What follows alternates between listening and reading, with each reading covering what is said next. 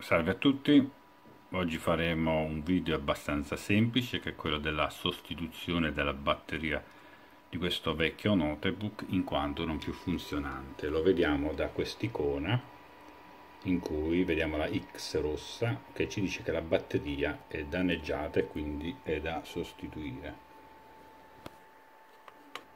Vedete, dice che considera di sostituire la tua batteria.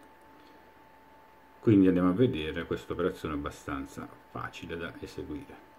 Allora, l'operazione di sostituzione della batteria è meglio effettuarla evidentemente a computer spento, e quindi stacchiamo anche la corrente elettrica,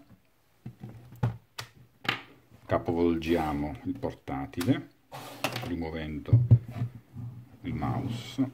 Allora, in questo portatile la batteria si trova precisamente installata qui, quindi rimuoviamo la vecchia batteria non funzionante e andiamo a installare la nuova batteria.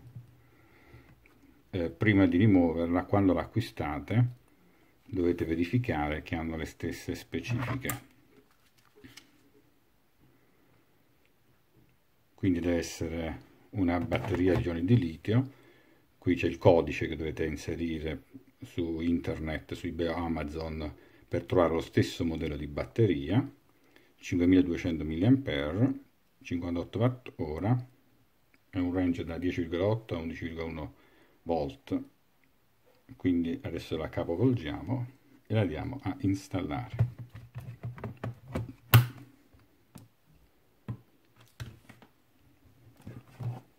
Giriamo nuovamente il computer. Possiamo anche attaccare in questo momento la corrente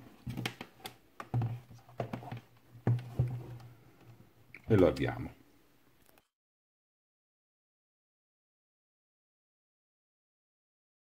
Come potete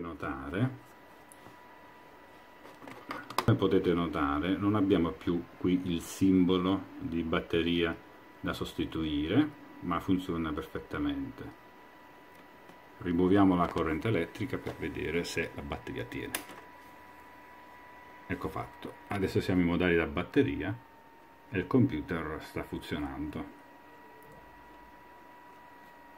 Bene, spero che questo video abbastanza semplice vi sia utile per avere maggiore manualità nella sostituzione della batteria. Mi raccomando, riportate bene i codici su internet per trovare lo stesso modello di batteria da sostituire. Se il video vi è piaciuto mettete un like e noi ci vediamo al prossimo video. Iscrivetevi al canale e commentate. Ciao da Giovanni, alla prossima.